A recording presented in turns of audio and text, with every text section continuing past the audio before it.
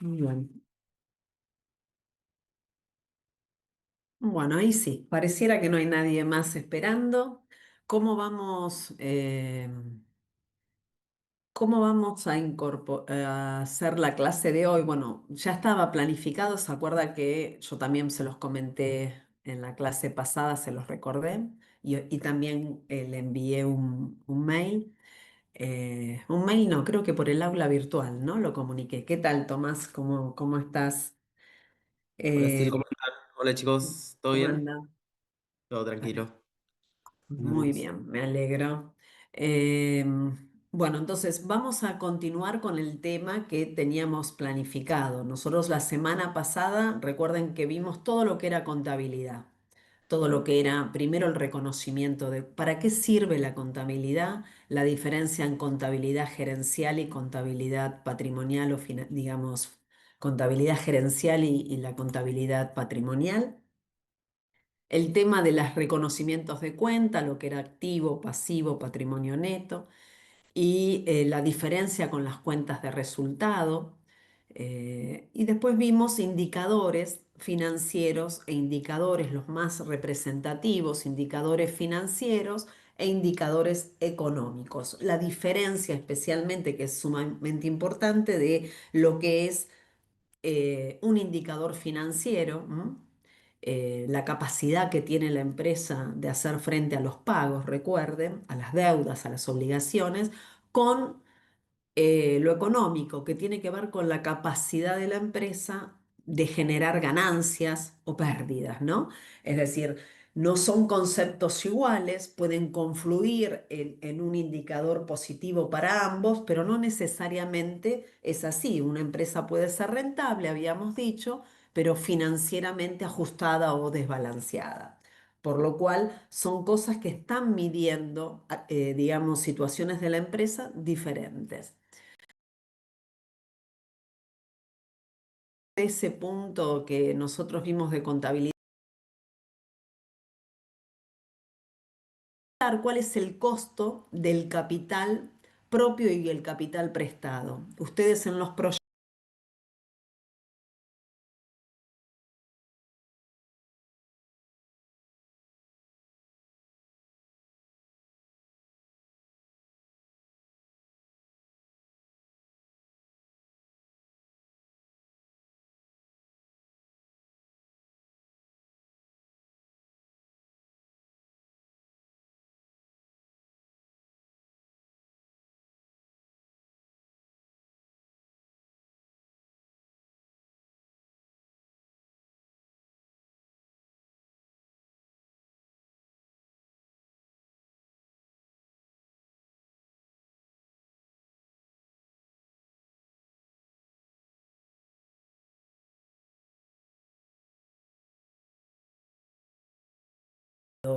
se los incorporé el día miércoles, ni bien lo tenía. Acuérdense en que eso dura 3 meses nada más, por lo cual si tienen que verlo, si tienen que volver para realizar, digamos, un chequeo, háganlo, porque son 3 meses en los que la facultad ahora otorga para poder verlo. Antes estaba un año, después Google fue recortando recursos, por lo cual solo son 3 meses. Entonces, sí les recomiendo, si tienen que ver algo, véanlo, lo pueden adelantar, ver qué puntos quieren, digamos, sacar alguna conclusión, la tienen, digamos, ahí disponible esos 3 meses. ¿Alguna consulta o no? ¿O quedó claro? ¿O no está todavía bien depurado como para saber si quedó claro o no? Todo es válido lo que aporten. Escucho. ¿Mm? ¿Se escucha mi voz? Sí, tengo que admitir Bueno. que es un tema que aún me confunde a veces. Bueno, entonces falta, ¿te confunde porque no has tenido todavía ninguna lectura o te confunde post lectura? Porque eso sería diferente. Fehacientemente. No, mira, escuché la clase, anoté algo y después no lo leí más. Ni miré el slide más, ni miré ninguna, ni la clase grabada. Entonces ahí sería que hay algo que no quedó comprendido y sería el momento ideal como para poder transmitirlo. ¿Está? Para Valentín como para cualquier otro. Otra cosa es, no, mira, todavía tendría que mirarlo como porque no tomé en cuenta. Y otra cosa es, tengo la cámara apagada, no estoy escuchando. eh, Trato de ver si después puedo escuchar la clase posterior y les puedo asegurar, casi le diría, de que no les va a ir bien. ¿Por qué? Porque la consulta y lo que no queda en claro, es ideal que lo hagan en el momento preciso, en el momento en que se está en clase, porque la consulta de Azul puede servirle a Edin, puede servirle a Alejo, puede servirle a Silvana para modificar la forma de transmitirlo. De alguna manera hay posibilidad de retroalimentación. Si no, es como que quedan muy solos en la posibilidad de refuerzo.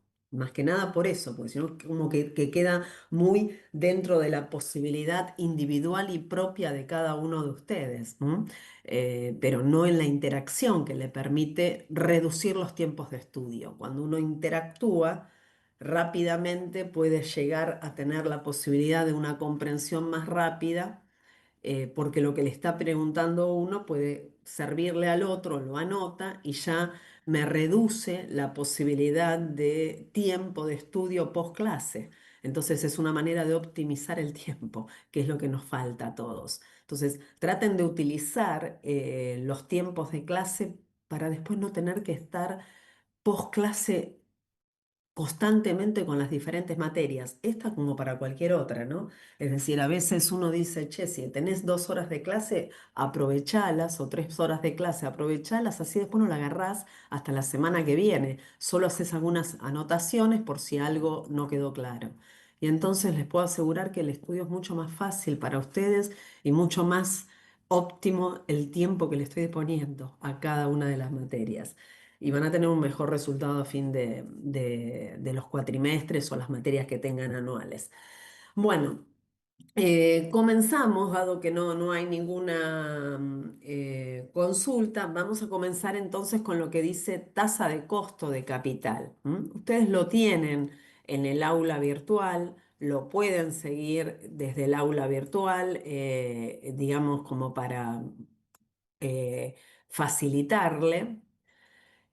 Y me interesa, digamos, expresar en definitiva que nosotros teníamos y ustedes tienen en los proyectos un punto que es, me voy a financiar con capital propio en un 60% y con capital prestado en un 40%, por lo cual eh, el costo de capital va a ser en definitiva quienes proveen los fondos. Nosotros cuando vimos las cuentas patrimoniales y separábamos pasivo, activo y patrimonio neto, veíamos que en el punto del pasivo y patrimonio neto eran las fuentes del financiamiento, quienes aportan el financiamiento. Un proveedor de alguna manera, al darme financiamiento, al entregarme materia prima, materiales, insumos, y yo recién lo pago a 30 días, me está financiando de una manera muy barata, se puede decir, porque pues yo estoy realizando la producción, estoy vendiendo, estoy utilizando y transformando esa materia prima.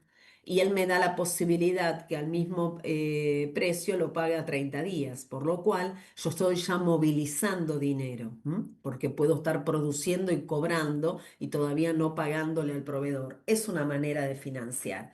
El banco era otra. Los socios cuando aportan dinero a través de la cuenta capital social, eh, indudablemente también es una manera de financiarse. Entonces, ¿qué dice acá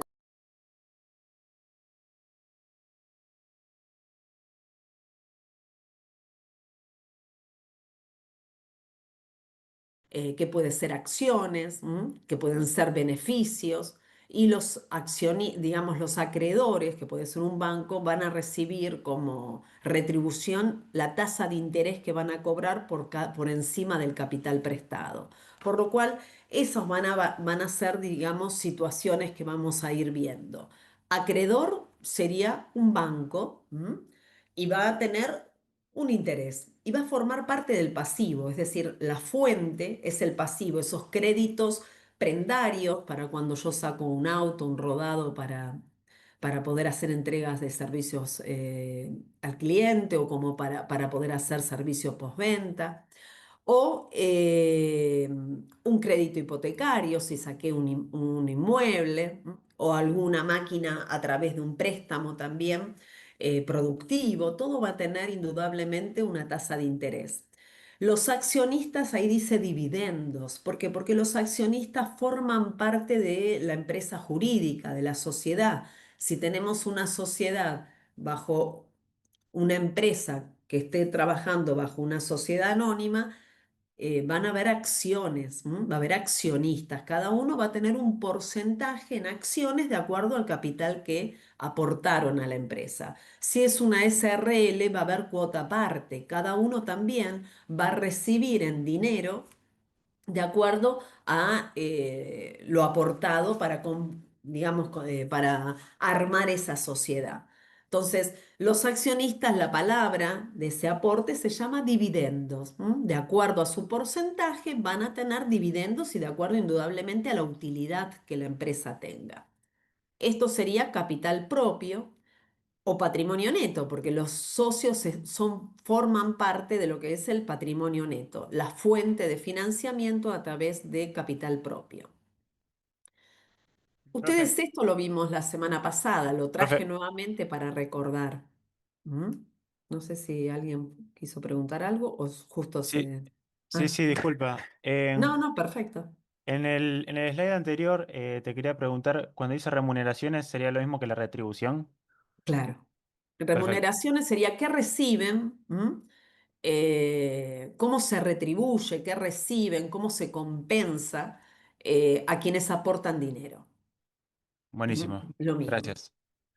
El origen, entonces, recuerden, y esto, acuérdense de que ustedes, sí, Valentín, Sí, tenía era, una duda. Yo sí. pensé que las únicas personas que repartían dividendos son las que estaban en bolsa. Son acciones, por eso digo, dividendo se le va a llamar, digamos, a la cuenta contable.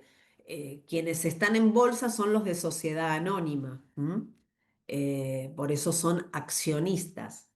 Hay empresas de sociedad anónima que operan en bolsas y hay empresas de sociedad anónima que no operan en bolsa. Eso no es, digamos, una cuestión sine qua non. Quienes quieran ingresar a la bolsa ingresan, quienes no, no. Es decir, no es que si tenés una sociedad anónima sí o sí tenés que estar en la bolsa. Eso es decisión de la empresa. Los aportes, ¿por qué ingresan a la bolsa una sociedad anónima? Es cuando necesita, digamos, comprar o vender acciones si quiere, digamos, comprar acciones, es decir, que alguien invierta dinero, es porque necesitan, indudablemente, necesitan hacerse de dinero. Y una de las maneras que tiene de hacerse el dinero la sociedad anónima es ir buscando a través de la bolsa a alguien que compre acciones. Esa persona, que puede ser persona física u otra empresa, aporta dinero y va a recibir ese aportante un interés por esa acción, por cómo está la acción en cuanto al valor de la acción, va a recibir su beneficio, ¿m? Por lo aportado. Así que sería exactamente lo mismo, es decir, es de qué manera aporta cada uno de los accionistas. Ahora, que una sociedad anónima tenga acciones no quiere decir que sí o sí tenga que estar en la bolsa. Puede o no estar, eso es decisión de la empresa. ¿M? Acuérdense en eso, uno está en la bolsa cuando quiere integrar capital, quiere vender acciones o quiere comprar, digamos, acciones, quiere hacerse, los socios actuales quieren hacerse de acciones para tener mayor, digamos, porcentaje accionario cada uno. O quieren vender acciones, ¿por qué? Porque necesitan dinero y entonces Tomás compra una acción, Silvana compra una acción a través de una billetera virtual y yo estoy aportando dinero. ¿M?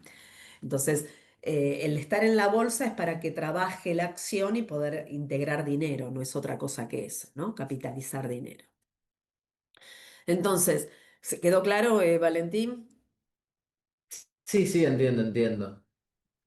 Bueno, entonces el origen es el pasivo o el patrimonio neto, y el destino son los recursos en los cuales yo voy a aplicar, ya sea capital activo corriente o no corriente, que lo vimos la semana pasada. El corriente se utiliza, se consume, se aplica en el término del año ejercicio, los 365 días del año. El activo no corriente son recursos, son activos, son bienes de uso, son inmuebles, son patentes que yo las voy a utilizar en más de un ejercicio. Son esos bienes que se adquieren en más de un ejercicio. El cuadro de resultados, para este caso de poder analizar el costo del capital, es importante. ¿Por qué? Porque el cuadro de resultados me dice cuáles son las cuentas de ingreso, ¿m? Y las cuentas de costo. Es decir, acá dice costo de lo vendido, digamos, ahí estarían costos fijos, variables. En este caso, como dice contribución marginal, solo estarían los costos variables de producción. Pero en este momento piensen los costos, los gastos por departamento, acá que dice amplio gasto, puede ser el gasto comercial, el gasto del área productiva, el gasto del área administrativa. Eso nos da una utilidad antes de intereses e impuestos. ¿Por qué es importante? Porque como estoy analizando el costo del capital prestado, yo voy a estar analizando cuál es ese interés, cuál es ese monto. Sí, Patricio, Sí, profe, quería hacer una pregunta. En el estado de resultado están las cuentas de resultado. pérdida y ganancia, ¿no? Que era lo que Sí. habíamos visto en uno de los detalles de la clase pasada. Ok, buenísimo. Gracias. Pérdidas y ganancias. En el cuadro de resultado están las cuentas de pérdidas y ganancias y bajo el sistema de devengado. Acuérdense, ¿qué implicaba devengado? Las registro independientemente de su cobro o su pago. Acá a lo mejor hay un ingreso por venta de la venta que la empresa le hizo a Tomás y que Tomás lo paga del mes que viene, en el mes de mayo, pero lo tengo que registrar todavía dentro del mes de abril. Entonces, lo mismo para los costos, ¿no? Acá dentro en el costo está Valentín como proveedor de una materia prima, de un insumo, pero la empresa le otorgó, digamos, él, digamos, le otorgó a la empresa la posibilidad de pagarlo en 15 días. Entonces lo va a pagar el 14 de mayo, pero tengo que registrarlo en el momento en que ingresó esa mercadería a la empresa, independientemente de su pago. Ese era el principio de devengado. ¿Por qué es Profe, importante analizar, por qué tengo que tener información del cuadro de resultado? Porque en el cuadro de resultado tengo los gastos, es decir, el costo de los intereses del capital que he prestado, esa carga financiera, ese interés que me cobra por cada peso que me aportó en un préstamo, a lo mejor el banco. Entonces necesito de alguna manera poder expresar esa carga financiera. Esto va a ser la carga financiera, es la carga del capital prestado por terceros, por acreedores, no por los socios de la empresa. Después tenemos la utilidad neta, después digamos, antes de impuesto, pero después de haber sacado la carga financiera. Vemos el impuesto a las ganancias, el porcentaje del impuesto a las ganancias y acá está la utilidad neta. Esto es un cuadro de resultados sencillos, sin ampliar por departamento, porque digamos lo que interesa es estos cuatro puntos, estos ítems, estos cuatro hileras hasta llegar a la utilidad neta para este caso. ¿Qué es lo que podemos determinar? El capital prestado, la nomenclatura es KB, siempre lo van a tener. Acuérdense en que capital era la K para cuando vimos factores productivos. Bueno, el capital prestado va a estar especificado con esa nomenclatura. Lógicamente, si necesito saber cuál es la proporción que tiene la empresa de capital prestado en relación a la deuda, no es otra cosa que un análisis vertical que habíamos visto la semana pasada. Veo los intereses de deuda, de cargas financieras que tengo por préstamos, por acreedores, y analizo el total de pasivos y lógicamente tengo la carga el porcentaje o la proporción de capital prestado. Eso primeramente, acuérdense en financiamiento de terceros, por eso nombré pasivos, no patrimonio neto. Bueno, por otro lado, ¿qué pasa con esa tasa? ¿Cómo va recorriendo esa tasa situaciones de acuerdo al momento en que se encuentra la empresa? Ustedes supónganse que están armando un proyecto de una empresa nueva. Por lo cual, imagínense una empresa nueva que está realizando, por ejemplo, ¿quiénes hacían el sistema de iluminación de los proyectos que ustedes pusieron? No miré todos, estoy mirando, pero creo que ese sí y creo que les puse algunos comentarios. ¿Quiénes estaban en sistemas de iluminación que era para luz neutra?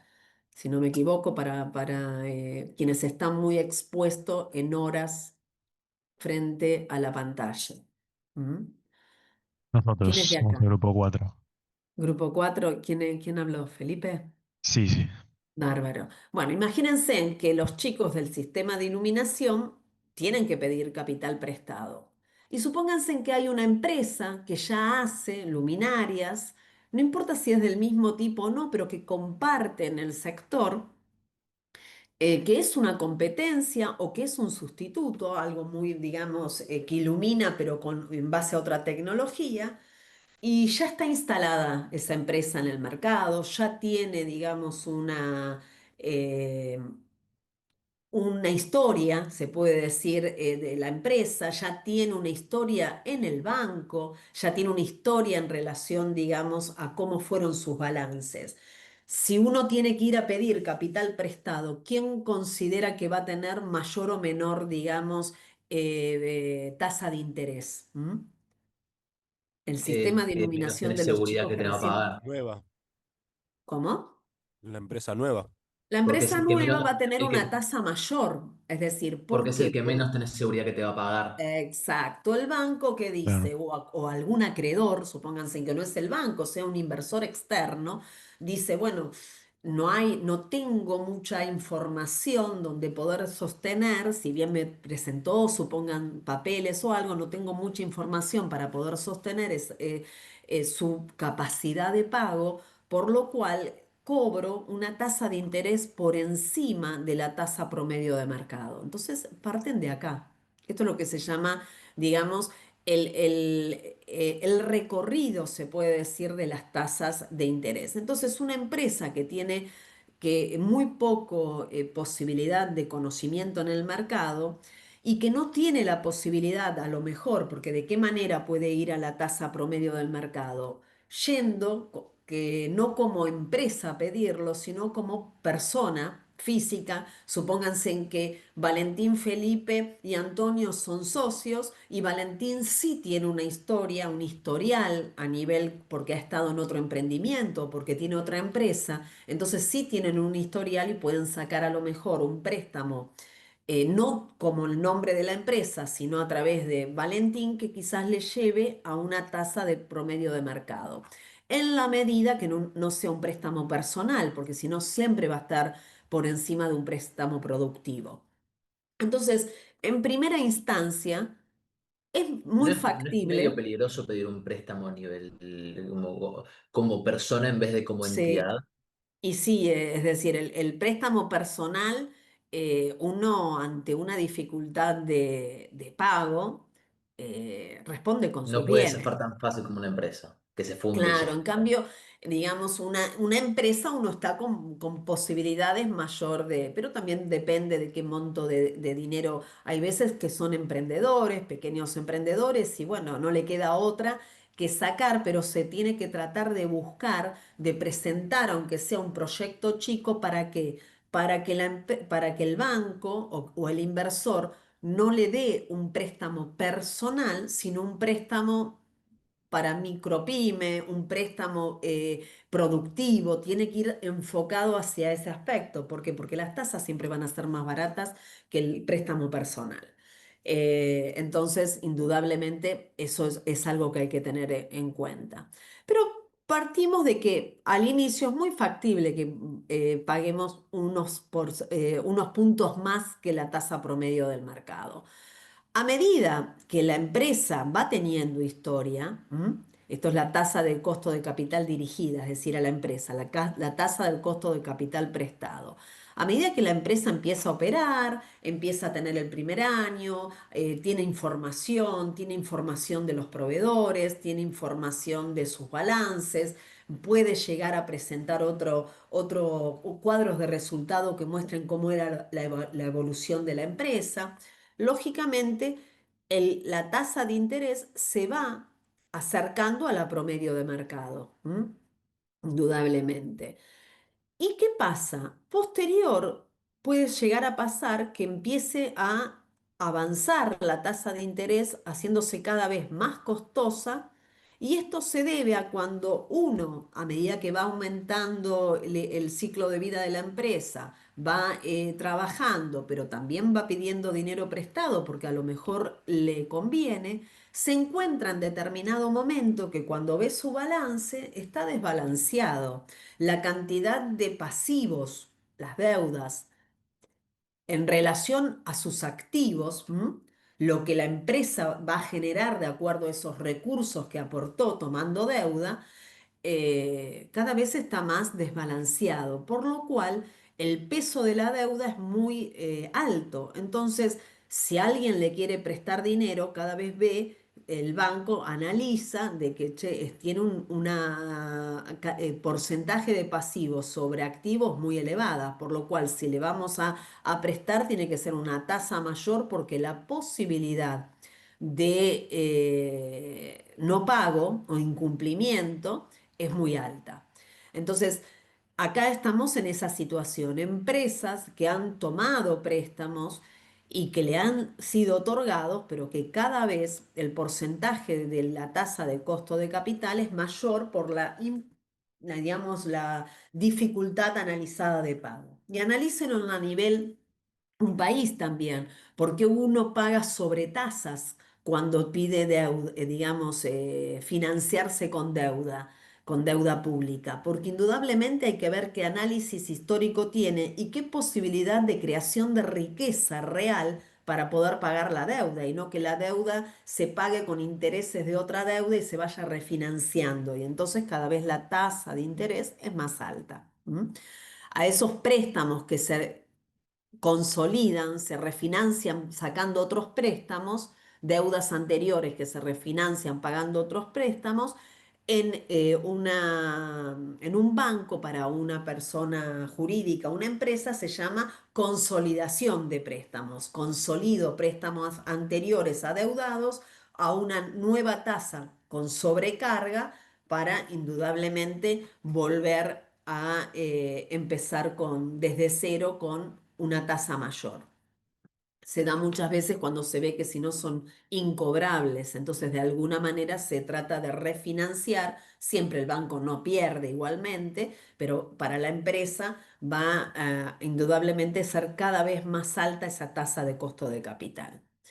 Entonces, esto es una situación que pasa y uno que intenta lógicamente pasar este tramo, que es normal del ciclo de vida de una empresa que tiene que hacerse conocer, digamos, y operar, y estar tratando de estar dentro de lo que es un promedio de mercado.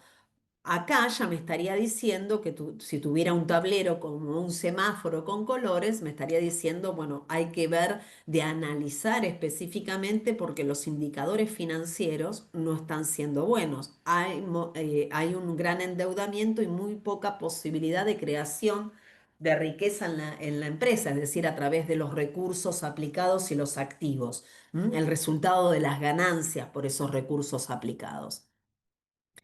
Bueno, hasta ahí me siguen entonces endeudamiento excesivo, endeudamiento normal y empresa desconocida. ¿Cómo se va generando?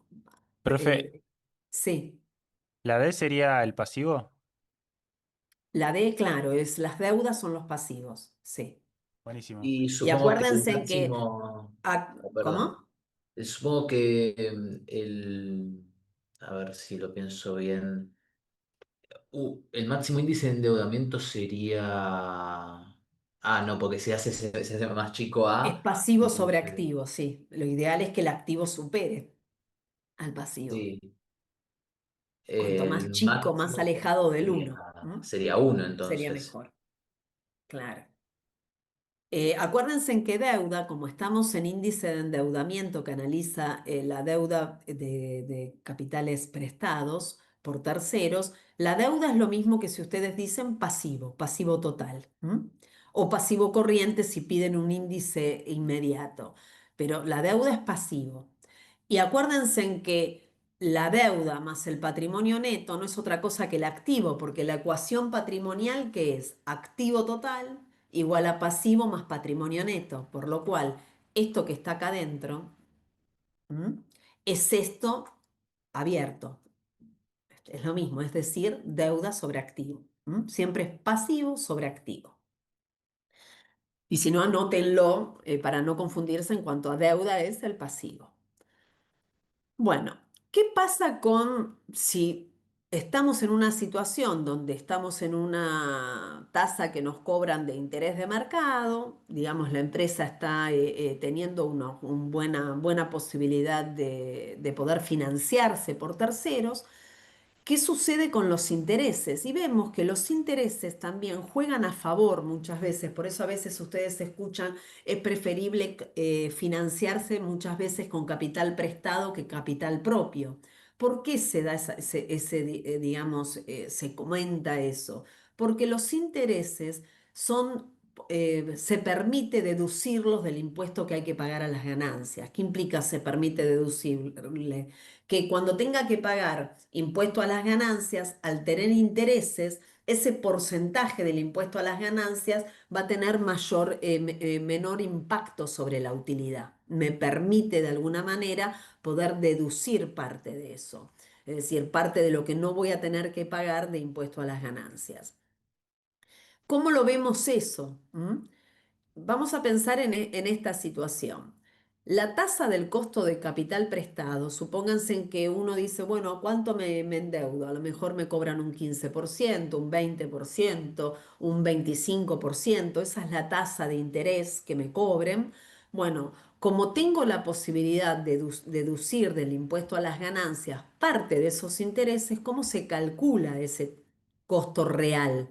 Porque nominal, la tasa es del 15 o del 20, lo que marca el banco, pero realmente lo que queda representado en la empresa, como me permite deducir parte de intereses a través del impuesto a las ganancias, es menor el peso.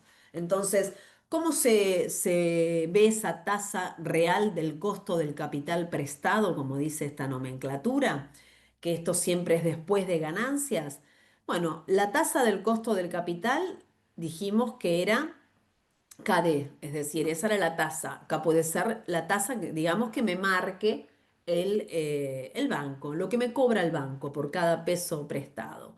Como puedo deducir ese costo de capital por el impuesto a las ganancias, me va a dar una tasa menor. ¿Cómo lo hago eso? Bueno, costo del capital por 1 menos t para poder, digamos, trabajar sobre esta función. Es lo mismo, se sacó el factor común.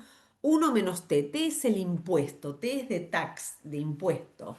Y en este caso sería el impuesto a las ganancias. Y ven que acá dice que genera un ahorro de impuestos, es decir, me permite descontar parte del impuesto que yo voy a estar pagando, por lo cual modifica la tasa real. Vamos a un ejemplo puntual para que se entienda. Tenemos dos empresas, la empresa X y la empresa Y. Una tiene de pasivo total 500.000. Acá, como es pasivo total, ¿qué tengo? En los pasivos tengo los proveedores, los sueldos a pagar, lo que tenga que pagar a Arca, es decir, todo lo que ha quedado como deuda.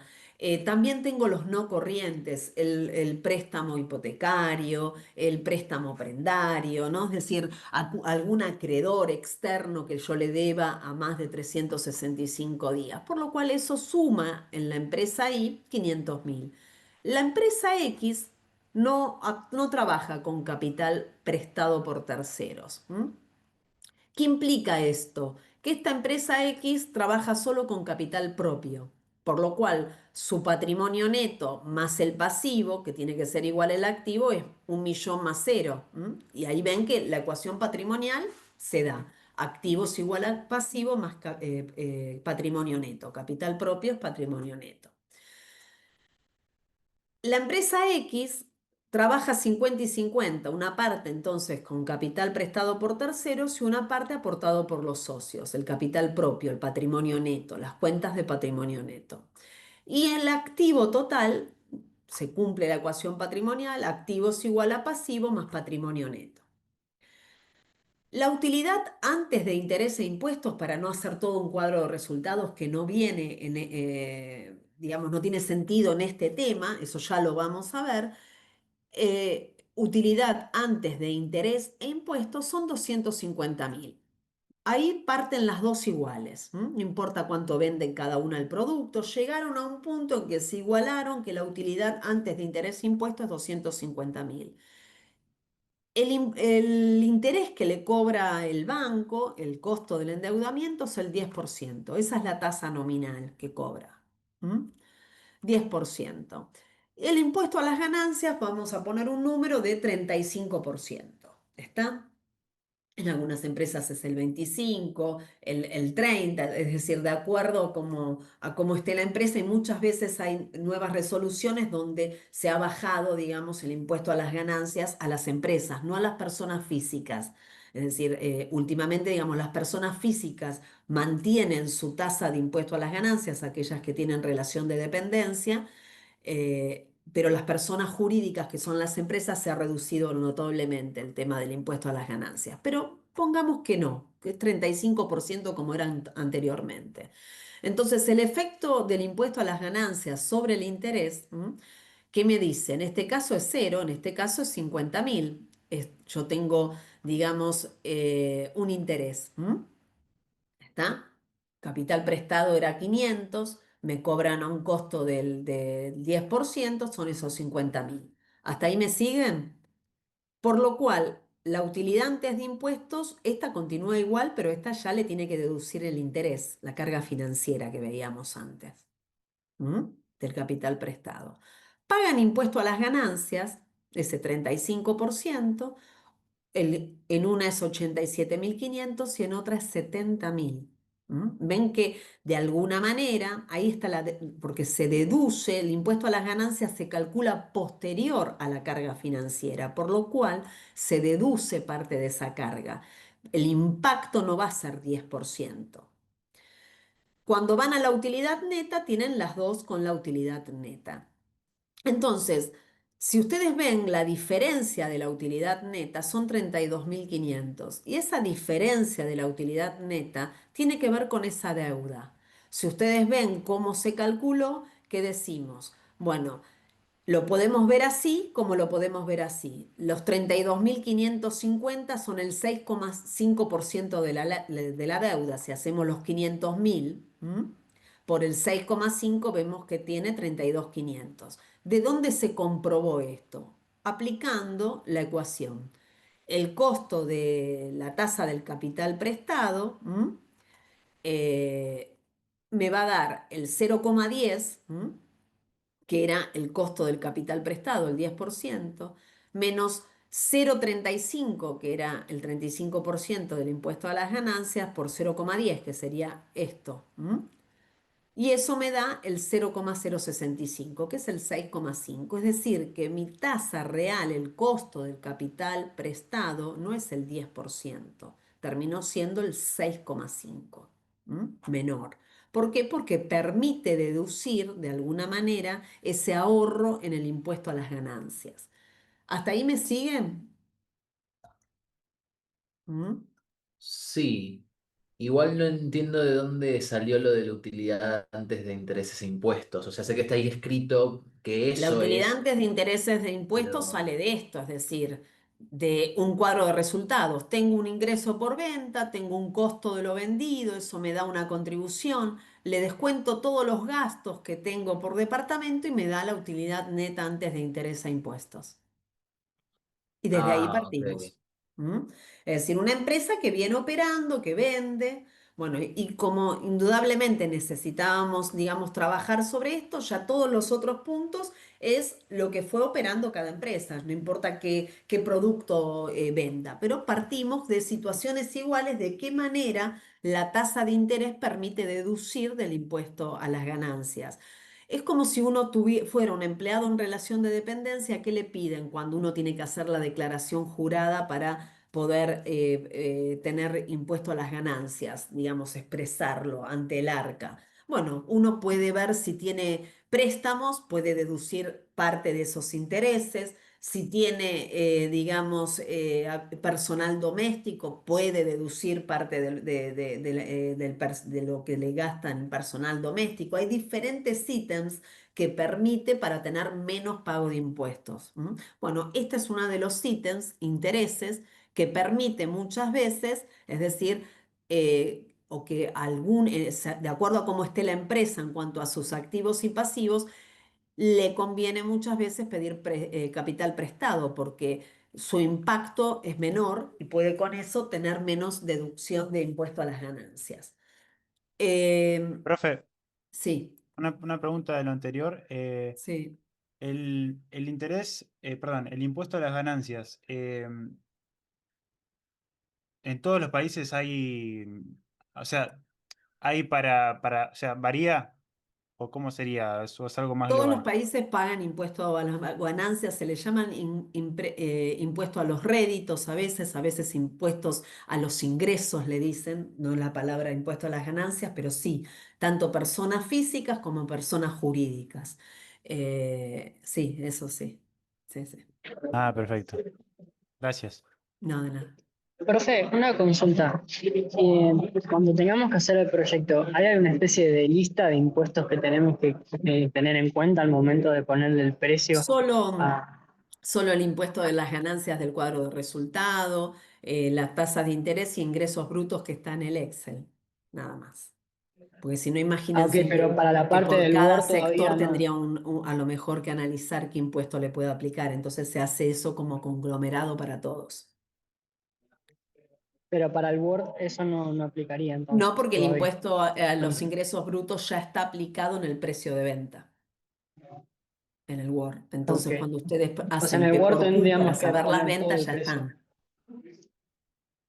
Ok. ¿Cómo? Bueno, tengo un par de dudas igual de eso, que capaz después de la clase le Dale. podemos preguntar Pero con eso el está en el grupo, Excel. Cuando pero ustedes sí. van en el Excel Ok. donde tienen la parte de gastos comerciales, ahí hay un punto donde dice impuestos a los ingresos brutos, o si tienen que pagan a través de ustedes venden a través de un distribuidor y le pagan una comisión, se pone cuál es la comisión y entonces lo contemplan el precio de venta unitario.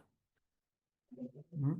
Ok, está bien. Más que nada la duda porque en la parte de los objetivos, que creo que era el tema de decir, bueno, cuánto vale, ¿no? El producto. eh, Igual Nada, el precio de uno puede sacar venta, más o menos, sí. claro, pero igual el precio de venta neto estaría, digamos, el precio de venta sin calcular impuesto a los ingresos brutos y si tuvieran otra comisión. Después lo incorporan nuevamente, pero primero saquen el precio de venta. ¿M? Después se calcula lo Ok, otro. buenísimo. Sí, Valentín. Sí, yo también tenía una consulta. En la parte de hacer el organigrama, yo por convención en parte, porque yo ya he tenido que hacer organigramas antes, puse que recursos humanos, el Departamento de Recursos Humanos tiene una asesoría legal. Sí. Eh, ¿Cómo se dice? ¿Cuál es la palabra? Representa como un pasivo, supongo, de los gastos que Eh, eso venga. la asesoría legal es una empresa tercerizada, es una empresa externa. Sí, Bueno, o sea, primero en el organigrama se hace de recursos humanos una línea punteada. Eso sí, implicaría eso lo algo hice externo, hacia el ¿no? lado. Y después sí forma parte de los gastos que vas a tener en administrativos y va a estar dentro después de los pasivos. Ya directamente el Excel te lo va a ubicar. Sí. Dale, muchas Ujú. gracias. Cuando lleguen a esa parte donde dice costear por departamento, ustedes tienen que aplicar el gasto de la asesoría legal anualizado y lo tienen que incorporar Ah, en donde es entiendo. gastos administrativos, porque abarca toda la empresa. Me invento el número igual de lo de la asesoría legal, supongo el costo, porque no tengo idea de cuánto cuestan esas cosas. De una asesoría legal, todo va a depender del tipo de estructura de empresa. Por eso, primero hay que analizar el organigrama y después, indudablemente, eso, pero mínimamente, es decir, una asesoría legal en una empresa que pide financiamiento y eso no va a bajar de 100.000 pesos mensuales. Mm, entiendo, Mínimo. entiendo. Imagínense en que no le va a convenir. Todo depende de la cantidad de horas, hombre, que va a aplicar. Le estoy diciendo un mínimo, 100.000 mensual. Ustedes lo anualizan después. Entiendo. A ver, es una empresa con 5 departamentos, aunque uno es de recursos humanos, y 4 de los departamentos tiene 2 oficinas cada uno.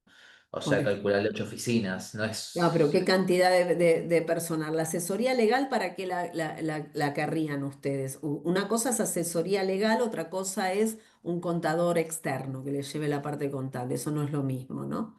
Ustedes lo que quieren es, ante una cuestión de despidos, indemnizaciones, conflictos que tengan, en ese sentido, una asesoría Sí, legal. supongo que asesoría legal para cualquier asunto que recursos humanos requiera, como disputas de Entonces ahí van a sueldo. tener un fijo y ante una Un abogado en la eventualidad empresa. de algún evento van a tener un porcentaje puntual de acuerdo al hecho que le van a cobrar. Entiendo, entiendo. Van a tener un fijo solo por una cuestión, digamos, de mantenimiento y si no directamente, como para mantener, o si no, y después sí, ante una situación de despido o conflicto, ahí le van a cobrar honorarios y porcentajes puntuales. Y supongo que tanto el fijo como el honorario particular se discriminan entre sí. O sea, No, pongo por una parte. sí o no, esos son acuerdos puntuales.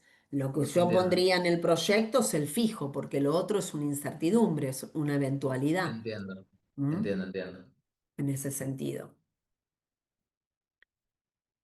Una consulta sobre este Bueno, ejercicio, perdón. ¿Se escucha bien? sí.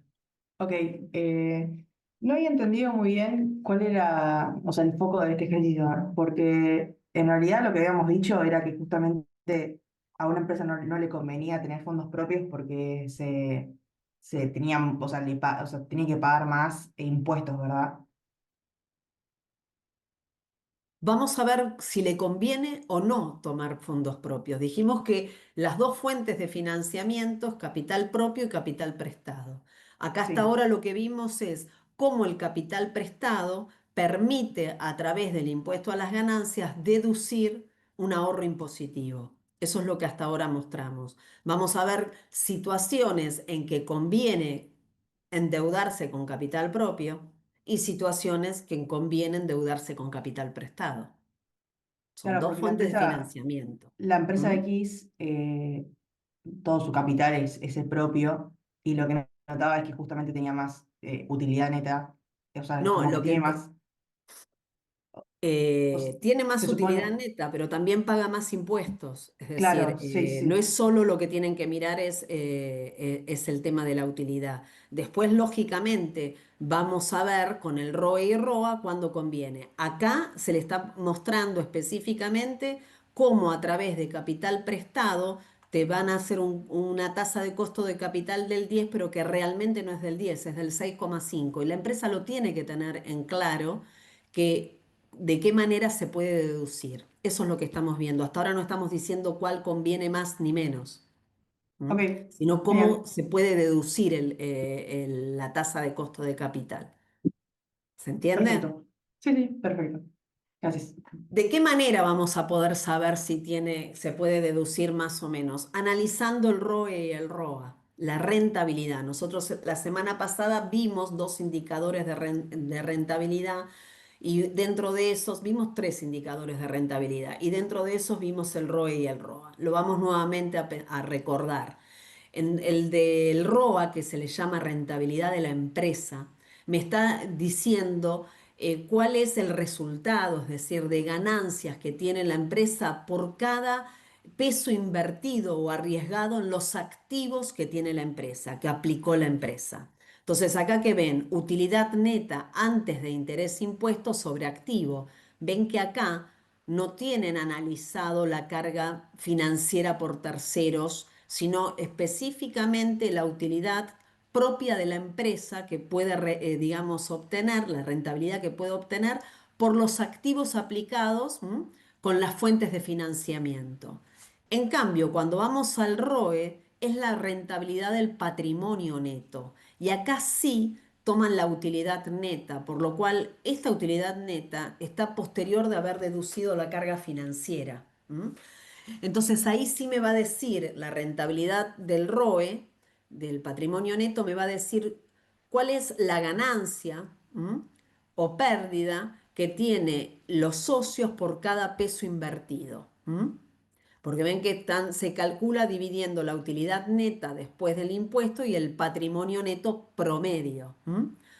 Entonces, acá sí ya podemos determinar que se puede ver un efecto palanca. ¿Qué implica efecto palanca? Relacionar ese ROE, esa rentabilidad del patrimonio neto con el ROA. Siempre que el ROE sea mayor al ROA, conviene pedir o financiarse con capital terceros. ¿Por qué? Porque aumenta la rentabilidad de los socios, esa situación. En la medida que el ROA sea mayor al ROE, no conviene endeudarse con capital de terceros, sino con capital propio. Entonces, no hay una situación fija y ecuánime para todas las empresas. Hay que analizar cómo está esa situación patrimonial, esos activos, pasivos y patrimonio neto. Entonces, el efecto palanca, que se le llama apalancamiento financiero o leverage, es lo mismo, lo pueden encontrar por cualquiera de esos aspectos, va a estar midiendo la rentabilidad del patrimonio neto, que es ese ROE, sobre la rentabilidad del activo.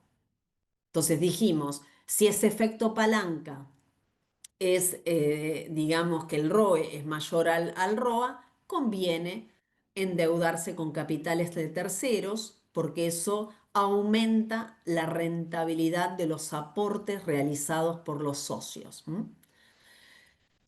Ven acá efecto palanca positivo, efecto palanca negativo, conviene financiarse con capital propio, y neutro, que sería un caso muy puntual que justo, bueno, ahí si fuera neutro, es decisión de los dueños de la empresa realizar una cosa o la otra. Lo tomarán en base a otras variables analizadas porque esta sola variable no le da una decisión. En todo caso, esto solo le dice, mira, da lo mismo en esta situación como está la empresa, endeudarte a capital propio o capital prestado. Vamos a hacer un ejemplo. La rentabilidad del activo,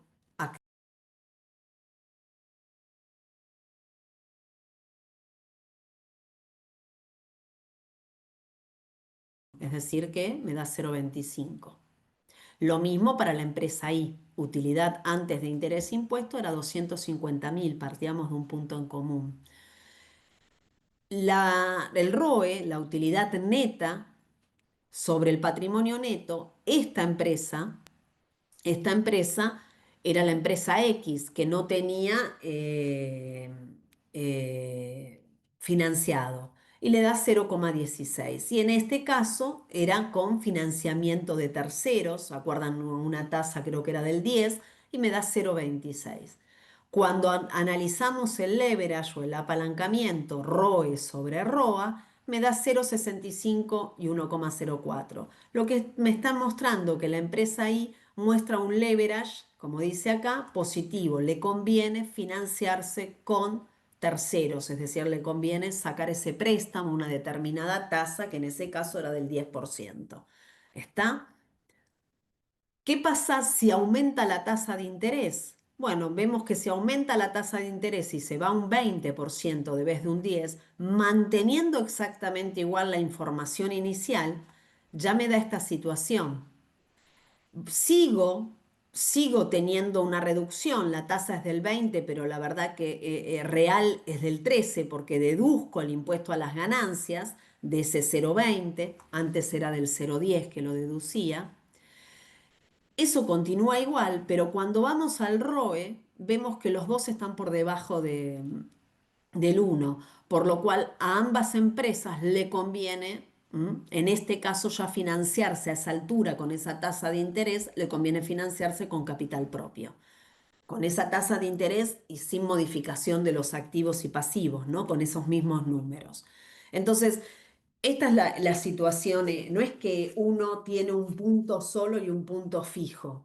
El análisis de la rentabilidad del dinero aportado por los socios, el análisis de la rentabilidad, de la deducción de la tasa de interés por dinero aportado por terceros y la relación que tienen de activos y pasivos me permite tomar decisiones y ver cuándo me conviene o no ese pedido, digamos, de financiarme con capital prestado. ¿Se entiende Profe, eso? Sí. tengo unas dudas de eso. ¿El ROA se puede representar en porcentaje también? El ROA siempre me está tomando la utilidad, la utilidad antes de intereses sobre el activo total. Después puedo decir, pero si lo hago en un porcentaje, digamos, es indudablemente que también me permita para comparar sobre otros años. No sé en qué te serviría, sino acá está porcentual, acá puedo poner 16,25% y acá puedo poner 25%, lo mismo. No sé a dónde va tu pregunta. No, no, era para saber cómo se lo notaba más, que nada. Entonces, Para ver eh, si aumentó o se redujo en relación, necesito tener más información de otros años. Acá yo estoy comparando en un instante una situación de dos empresas con determinados activos y con una tasa de interés prestada. Y en base a ese escenario puedo definir en este caso que conviene más financiarse con capital propio a una tasa del 20%, pero vimos que a una tasa del 10 no. Ahora, ¿cómo viene su rentabilidad, su ROA, no su apalancamiento? Porque acá estás analizando apalancamiento. ¿Cómo viene su rentabilidad de la empresa, que es esto, nada más el 25%? ¿Qué implica ese 0,25? Que por cada peso aportado por, digamos, arriesgado en la empresa en activos, me da un peso 25 generado por la propia empresa. Eso es lo que me dice el 0,25. Por eso es la rentabilidad de la empresa. ¿Nunca te puede dar negativo? ¿Eh? La rentabilidad nunca puede ser negativa.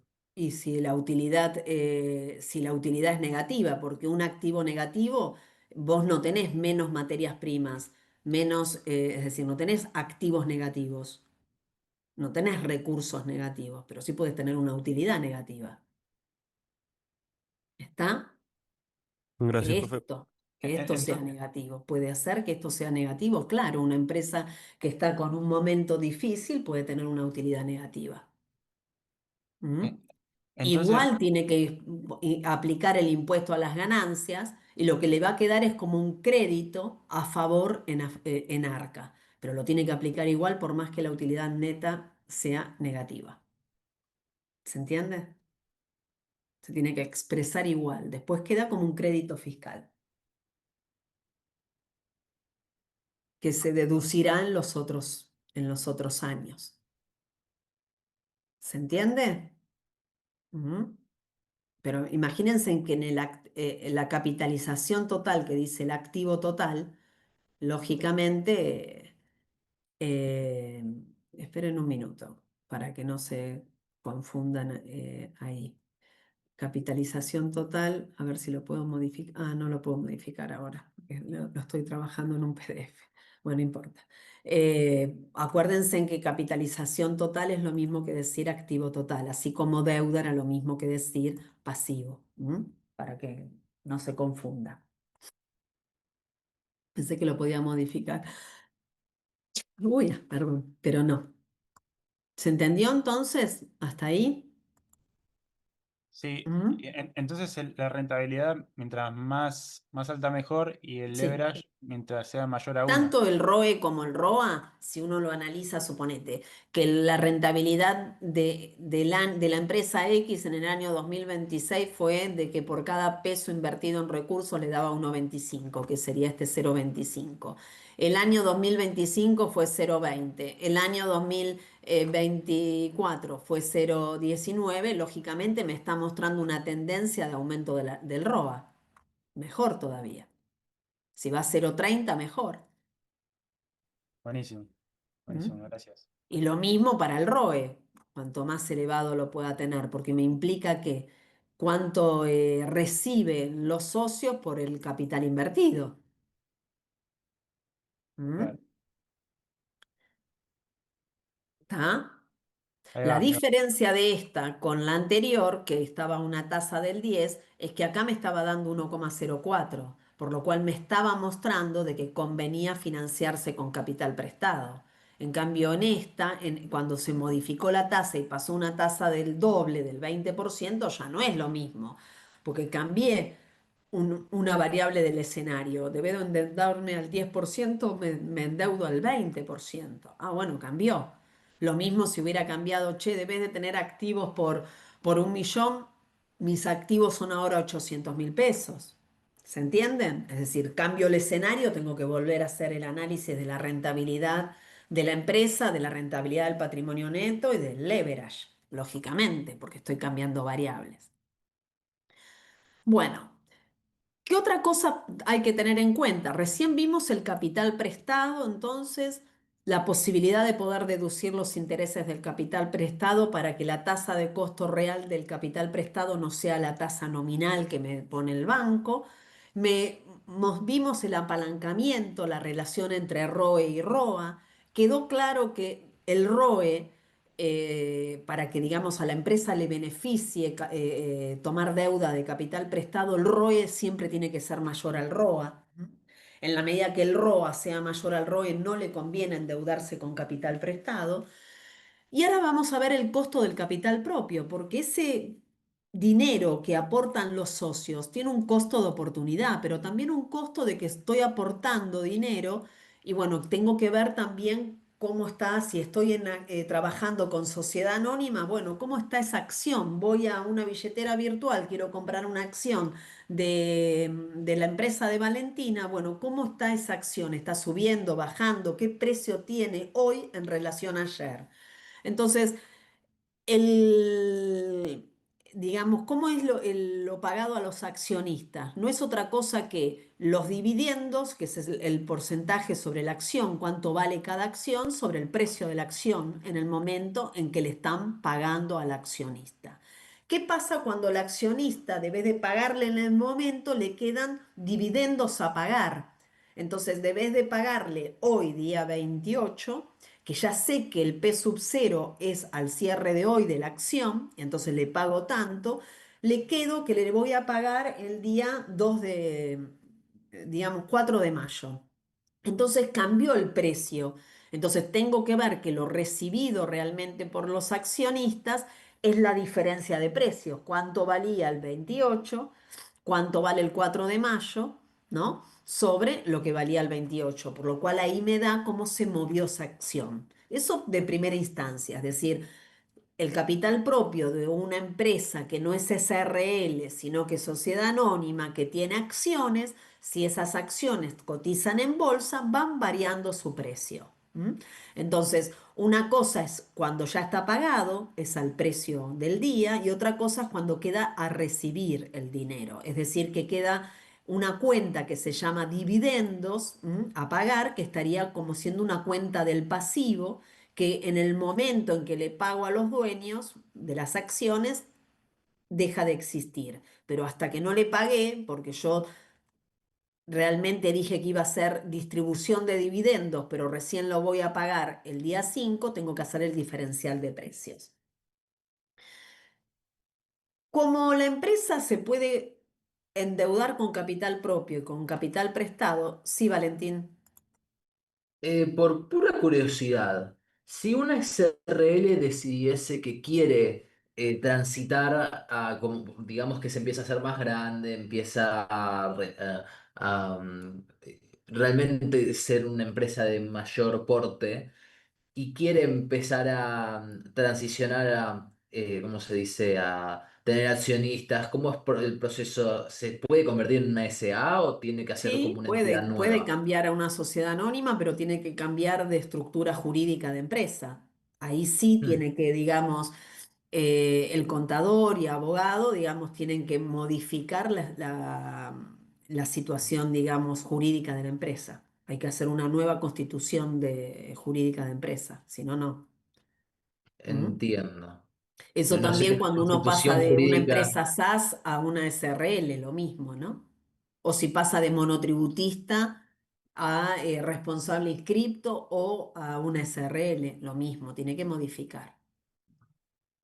Entiendo. ¿Mm? ¿Posibilidad existe de hacerlo? Sí, pero lógicamente tiene que ver de cuál es el armado, cuáles son los requisitos, cuáles son los costos y qué es lo que tiene que presentar, ¿m? Para poder hacer el traspaso. Bueno, podemos endeudarnos con capital propio y con capital prestado, bueno, ¿cómo unimos todo sería acá? La WACC sería la tasa promedio del costo del capital. Engloba el capital propio de los socios aportados y engloba el capital prestado por un banco, un acreedor. Por lo cual, la WACC, que sería esa tasa de promedio ponderada del costo de capital, está expresada en inglés, pero es exactamente lo mismo. Acá tienen las dos nomenclaturas, lo pueden encontrar en cualquiera de las dos maneras. ¿Qué me toma? Si vemos hasta, si armamos acá un paréntesis, digamos, en el signo más, del signo más hasta este igual, tenemos ahí el costo del capital propio. ¿M? Y si vamos del signo más hacia la derecha, tenemos el costo del capital prestado, que es lo que veíamos anteriormente. El costo del capital propio, que sería esa tasa de costo de oportunidad del accionista. Si yo voy a prestar dinero, yo socio voy a aportar dinero, ese dinero que yo voy a aportar, ese peso que voy a aportar, tiene un costo de oportunidad. ¿Cuál es el costo de oportunidad? El costo de la mejor decisión dejada de lado. ¿Y cuál podría ser la mejor decisión dejada de lado? Bueno, quizás para Tomás puede ser la posibilidad de poner ese peso adicional en una empresa alternativa. Entonces analizará cuál es el rendimiento entre una y otra. Si el rendimiento de esa empresa alternativa es el 15%, bueno, indudablemente para aportar en este proyecto me tiene que dar un 15 mínimo. ¿M? Si es un plazo fijo, si es un proyecto de inversión alternativo, es decir, cada uno analizará cuál es ese costo de oportunidad, esa mejor decisión de rendimiento que no la voy a llevar a cabo porque quiero aportarlo en la empresa. Después acá no es otra cosa que patrimonio neto sobre activo. Acuérdense que patrimonio neto más deuda es activo, ¿m? Que sería eh, una de las ecuaciones que se está analizando. Y por otro lado, acá tenemos el costo del capital prestado una vez deducido del impuesto a las ganancias. ¿Por qué? Por el pasivo, más el activo también, patrimonio neto más activo. Acá era el índice de endeudamiento y este era, digamos, eh, lo que estábamos analizando a nivel capital propio. ¿Se entiende? Esta es la UAC. Acá tengo las dos. ¿Qué me permite analizar la UAC? Me permite analizar en la tasa en la que se está endeudando la empresa a nivel promedio, con capital propio y prestado, por lo aportado por los socios y los prestados. ¿Cuál es el análisis o la interpretación? Necesito tener información de años anteriores para saber si, digamos, es mejor o no y si la UAC está siendo beneficiosa o perjudicial para la empresa. Si la UAC es la tasa promedio del costo de capital, a medida que esto aumenta, indudablemente tengo un costo financiero mayor, por lo cual no es, digamos, beneficioso para la empresa. ¿Mm? Pero necesito tener datos anteriores. ¿Se entiende? ¿Mm? Es agarrar todo lo anterior y condensarlo en una misma ecuación de WACC. ¿Seguimos? ¿Se entendió? ¿Mm? La que más se usa sería la final, digamos, ¿no? La que es la junta de las dos. En sí se usan las dos, porque como la verdad en la empresa cotidianamente muchas veces se aporta dinero de los socios y a veces se toma préstamos, es como que un poco es las dos. Lógicamente tiene que analizarse la coyuntura. Si las tasas de interés están muy elevadas o la posibilidad de solicitar préstamo es nula, porque la empresa está muy endeudada y entonces me va a generar una sobretasa importante, es muy factible que no te quede otra que endeudarte con capital propio, porque el mercado ya te cerró la posibilidad de financiarte. Pero todo va a depender de las tasas, de tu estructura de deuda, ¿m? Para poder ir a pedir financiamiento. Si estás muy endeudado, acuérdense en que recién vimos esa tasa de interés como iba analizándose en la evolución de la empresa. Si la empresa ya está muy endeudada y tiene pasivos muy elevados en relación a los activos y es muy factible que no le quede otra que la tasa, que endeudarse con capital propio, porque le van a cobrar sobre tasas que por más de que tenga deducido el impuesto a las ganancias, igualmente es elevado, porque está con sobretasas muy elevadas al nivel del promedio de mercado. Entonces, va a depender de esa situación que hay que ir analizando. ¿Se entiende? ¿Mm? Ahí va. Muy No es bien. que sea un punto específico. Hay que analizar el gran angular. ¿Cuáles pueden llegar a ser consideraciones especiales, dicen acá, para ver cómo me financio? Y si leemos, dice, el costo de financiarse con los proveedores, es decir, el crédito que otorga a los proveedores, ese financiamiento, es el costo de oportunidad de perder ¿qué? Los descuento por pronto pago. Y sí, es claro, si yo voy a pedir a un proveedor que no pagarle al contado, sino que le pago a 30 días, el proveedor me va a decir, mira, si me pagas a 30 días, tenés un 10% al contado, contra culata de camión, como se dice en las empresas, tenés un 10% de descuento. Si no, el precio es tal. Bueno, lógicamente, si yo quiero financiarme, estoy teniendo un costo con el crédito del proveedor. ¿Y el costo cuál sería? Solo los descuentos por pronto pago que perdí. Nada más. ¿M? Muchas veces es la manera más, digamos, barata de financiarse una empresa, ese acuerdo con los proveedores. Lógicamente, después cumpliendo con los plazos. Si a los 30 días que había acordado no le pagué, está en todo su derecho al proveedor de computarme punitorios, es decir, intereses adicionales por cada día de no pago, ¿no? Pero ahí ya estaría incumpliendo la palabra. El patrimonio neto es la fuente más costosa para la empresa, sí, ¿por qué? Por la pérdida del costo de oportunidad, porque el dinero tiene múltiples usos, entonces sabemos que si el dueño tiene que aportar dinero propio, ¿m? Es porque no tiene, digamos, mejores alternativas o no lo puede aportar en otras alternativas o porque ya el mercado no le está ofreciendo una tasa razonable. Por ejemplo, por eso dice el patrimonio, es decir, patrimonio sería capital propio, es la fuente más costosa para la empresa. ¿M? Por el pérdida de esto, del costo de oportunidad, del dinero. El cálculo del costo de capital no se considera los costos de los pasivos corrientes, se calcula sobre la estructura. ¿Qué implica esto? Que cuando analizamos ese costo de capital, ese endeudamiento, si ustedes ven, dice deudas sobre activo total, que sería pasivo más patrimonio neto, por lo cual actúa sobre los gastos de pasivos a largo plazo también. ¿M? Deudas a largo plazo, que son esas cargas de intereses o cargas financieras. Generalmente el costo de capital se calcula como un costo efectivo después de impuestos. Bueno, lo que hicimos anteriormente. Vimos que el costo del capital no era un 10% lo que cobraba el banco, sino un 6,5% después de deducir la tasa del impuesto a las ganancias. ¿M? Eso es un poco de consideraciones especiales como para que ustedes vayan puntualizando todo lo visto hasta ahora, no es otra cosa.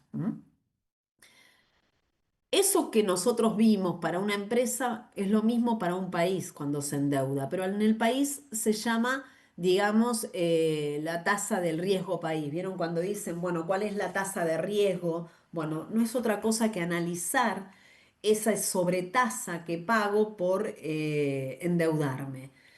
Y entonces, ¿qué dice acá? Valor presente, valor futuro, primeramente. Pero lo más importante es esta situación. Todos los métodos utilizados para calcular el riesgo país por las diversas calificadoras se basan en los mismos fundamentos. Son regresiones sobre variables cuantitativas y cualitativas. ¿Qué implica cuantitativas y cualitativas? Cuantitativamente, si analizan que estamos muy endeudados, nos van a cobrar sobretasas cada vez más altas. Cualitativamente son otros aspectos que se analizan, cómo es la estructura jurídica del país, qué situación tienen en cuanto a la protección de los capitales que ingresan al país, es decir, otras ponderaciones que es cualitativa. ¿Por qué? Porque no se puede decir que uno es lo bueno y otro es lo malo, es de acuerdo en qué mirada se está haciendo. Bueno, de qué manera cada uno considera que está más protegida la propiedad privada o no, una estructura jurídica del país. Entonces es más subjetivo. ¿Cómo se toma cuantitativamente en relación a la tasa de los bonos de Estados Unidos? ¿Por qué de los bonos de Estados Unidos? Porque se consideran bonos libres de riesgo, por lo cual siempre son las tasas muy bajas las que pagan. Entonces, cada vez que se analiza un riesgo país, se analiza una sobretasa sobre esa tasa de bonos del Tesoro de Estados Unidos. ¿Y qué se dice? Por cada 1% sobre tasa serían 100 puntos básicos. ¿Cómo se va expresando? Si es 200 puntos básicos, es que pago un 2% más sobre la tasa que ya tiene implicada los bonos de Estados Unidos.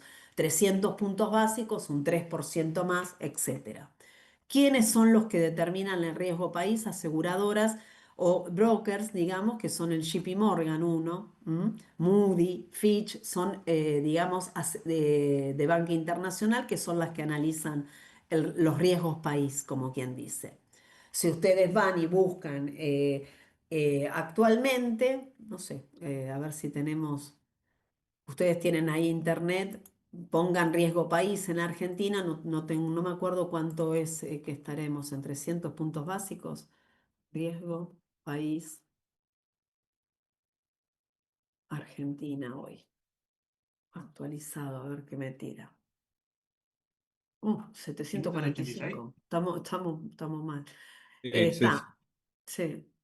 Acá me tira, a ver, no sé si es lo mismo que le tira a ustedes.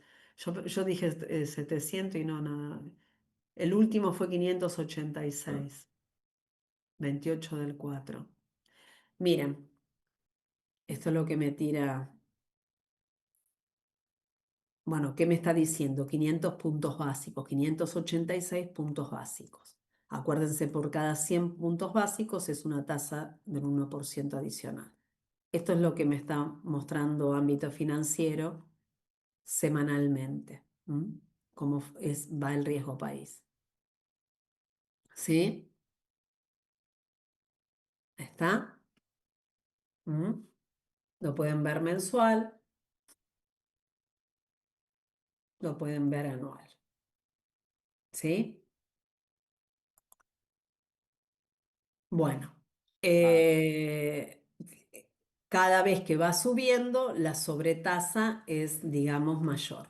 582, 586, 559, 532. Esto es el 22. Por eso es semanal esto.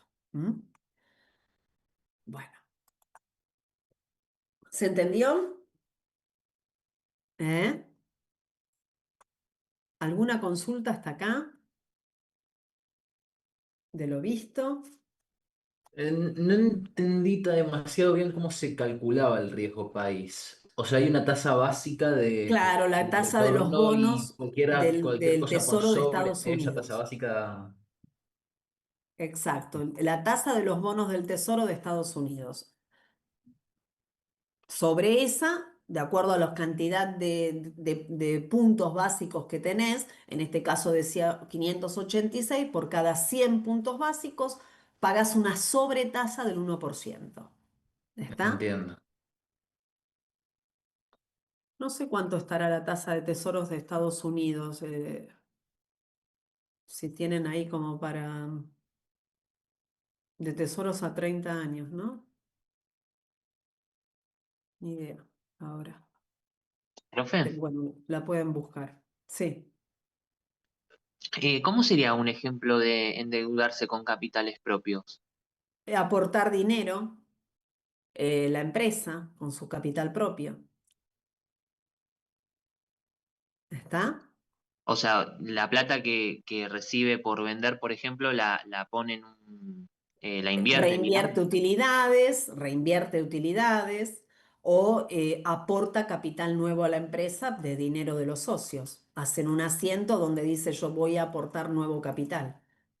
Puede ser por reinversión de capital, de esas utilidades, de ejercicios anteriores que se reinvierten o por capital nuevo propio que aporta, suponete que vos tenés la empresa, es decir, yo quiero integrar capital, quiere decir que voy a aportar nuevo capital y ganar, si soy una sociedad anónima, ganar mayor porcentaje en relación al total con mis socios, o si soy una SRL, tener mayor cuota aparte.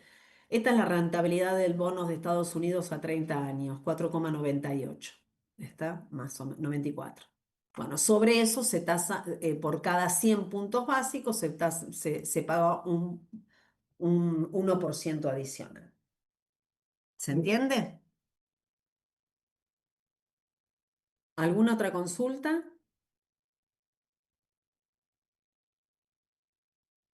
¿Mm? ¿Sí o no? Por ¿Ninguna No, ahora sí? profe. no. No, ¿Todo por ahora bien? no. ¿Quedó Tal vez comprendido algún los puntos consejo para básicos? acordarnos todo, cómo es el cálculo para cada uno de las tasas. ¿De cuál tasas? A ver, es como que acabamos de ver como cuatro tasas distintas y cuál es el cálculo para sacarlo y es como un poco difícil de acordarse, creo, para mí al menos. ¿Cuatro tasas distintas? No, vieron dos nada más. La tasa de costo de capital y la tasa de capital propio. Son estas. Si ustedes, digamos, buscan, es la misma que habíamos visto. Esperen que me voy a volver a poner También en la vimos a web. la tasa promedio ponderada del costo de capital, que es Esto, líquido. esto es lo mismo que vimos antes. Esto es la tasa del costo de capital prestado. Es la que vimos antes que poníamos 0,20 era la tasa que me endeudaba del banco. Uno menos el 0,35 por el impuesto a las ganancias, tenía una deuda de 500, no me acuerdo, digamos, cómo decía el pasivo, sobre un activo de 1.000.000. Mm. Y esto es la tasa de costo de capital propio. Y es lo que vimos acá, esta. ¿Ven? Y acá Ah, es, ok, ok. claro, y acá es la tasa del costo de capital esta es la prestado y esta es la del propio. Esta es la del capital prestado, la que vimos anteriormente, y esta es la del capital propio. ¿Mm? La prestado es la que vimos acá, primero con un 10 y después con un 20, y que se deducía el impuesto a las ganancias. Y después nada más lo que vimos es un indicador. El ROA, indicador económico, el ROE, indicador económico, y el leverage, que estaría analizándome si me conviene pedir dinero prestado o propio de acuerdo hacia el ROE. Es mayor al ROA, siempre me va a convenir trabajar con dinero prestado, con dinero de terceros. No hubo digamos, otros indicadores. Después ustedes tienen muchos indicadores que están en lo que vimos la semana pasada, los indicadores financieros y económicos que vimos la semana pasada, de liquidez, liquidez ácida, rotación del patrimonio neto, rotación del activo. Ahí tienen varios que tienen la última hoja de contabilidad con todos los indicadores. ¿Mm? ahí. Y todo lo que se vio, digamos, eso fue la semana pasada cuando vimos indicadores. Ahora lo que necesitábamos era buscar la tasa de costo de capital. ¿Cuánto me cuesta endeudarme y cuándo me conviene endeudarme con capital prestado o propio? Nada más que eso.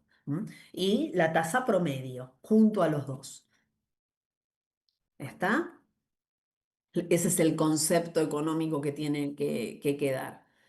Eh, ¿Qué más?